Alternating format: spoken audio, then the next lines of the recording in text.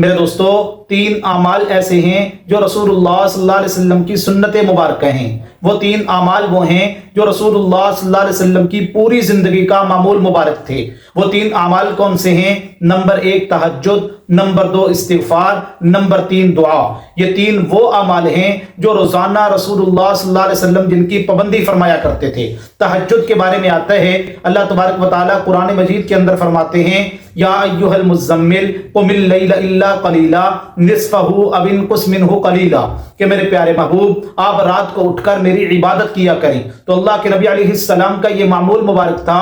اللہ کے نبی علیہ السلام آدھی رات کو اٹھ کر بھی اللہ کی عبادت کیا کرتے تھے اور رات کے آخری حصے میں اٹھ کر تہجد ادا کیا کرتے تھے۔ یہ اللہ کے نبی علیہ السلام کا معمول مبارک تھا۔ اور تہجد میں اللہ کے نبی علیہ السلام لمبا قیام فرمایا کرتے تھے، لمبی لمبی صورتیں پڑھا کرتے تھے، اتنا لمبا قیام کرتے تھے۔ اما عائشہ صدیقہ رضی اللہ تعالیٰ عنہ فرماتی ہیں کہ اللہ کے نبی علیہ السلام کے قیام کرنے کی وجہ سے حضور علیہ السلام کے پاؤں مبارک کے اندر ورم آ جاتا تھا۔ ایک مرتبہ میں نے کہہ دیا، یا رسول اللہ صلی اللہ علیہ وسلم، آپ تو بخشے بخشائے نبی ہیں، آپ کے تو اگلے پچھلے سارے گناہوں کو اللہ نے معاف کر دیا ہے، آپ تو معصوم پیغمبر ہیں، آپ تو انبیاء کے سردار ہیں، آپ اتنی عبادت کیوں کرتے ہیں؟ آپ رات کو اتنا کیوں جاگتے ہیں؟ اتنا لمبا قیام کیوں کرتے ہیں؟ اللہ کے نبی علیہ السلام نے فرمایا، افلا اکون عبدا شکورا، اے عائشہ کیا میں اللہ کا شکر گزار بندہ نہ بنوں؟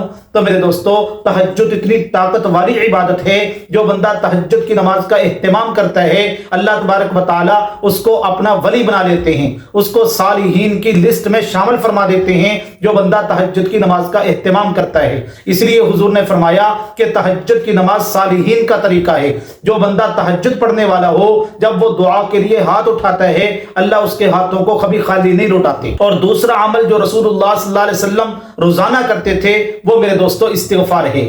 استغفار اتنا بڑا عمل ہے، اس کے اتنے فائدے ہیں، چند فائدے میں آپ کو بیان کرتا ہوں۔ قرآن مجید کے اندر اللہ فرماتے ہیں، فَقُلْتُ اسْتَغْفِرُوا رَبَّكُمْ إِنَّهُ كَانَ غَفَّارًا، تم استغفار کرو گے میں تمہارے گناہوں کو معاف کر دوں گا۔ تو گناہوں کی معافی کا سبب ہے استغفار میرے دوستو۔ اور یاد رکھیں، سید الاستغفار یہ اتنا عظیم عمل ہے، بخاری شریف کے اندر آتا ہے، اللہ کے نبی علیہ السلام نے فرمایا، جو بندہ سید الاستغفار روزانہ پڑھتا ہے، وہ سید الاستغفار کون سا ہے؟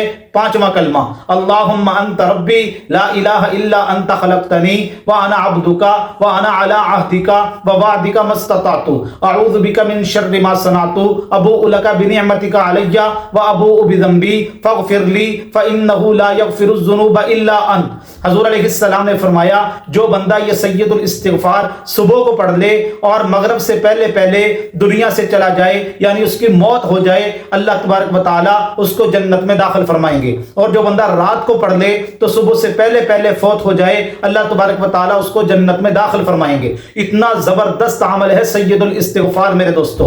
اور دوسرا فائدہ استغفار کا کیا ہے؟ اللہ فرماتے ہیں، لولا تستغفرون اللہ لعلکم ترحمون، تم استغفار کیوں نہیں کرتے تاکہ تمہارے اوپر رحم کیا جائے؟ یعنی استغفار کی برکت سے اللہ کی رحمتیں، اللہ کی برکتیں بندے پر نازل ہونا شروع ہو جاتی ہیں۔ اور تیسرا فائدہ کیا ہے؟ وما کان اللہ معذبہم وہم یستغفرون، جو بندہ استغفار کرتا ہے اللہ اس کو آفات سے، مصیبتوں سے، پریشانیوں سے بچا لیتے ہیں۔ یہ وہ چند فائدے ہیں جو استغفار کی برکت سے انسان کو حاصل ہوتے ہیں۔ تو تہجد کے وقت بندہ اٹھے، تہجد بھی پڑھے، استغفار بھی پڑھے، اور اللہ تبارک و تعالی سے دعا بھی کرے۔ جو انسان کی ضرورت ہے، جو حاجت ہے، وہ تہجد کے وقت بندہ اللہ کے سامنے رکھے اور اللہ سے دعا کرے، گڑ گڑا کے مانگے، اللہ اس بندے کو وہ چیز ضرور عطا فرمائیں گے جو بندہ اپنے رب سے مانگ رہا ہے۔ اللہ تبارک و تعالی ان باتوں پر عمل کرنے کی توفیق عطا فرمائے۔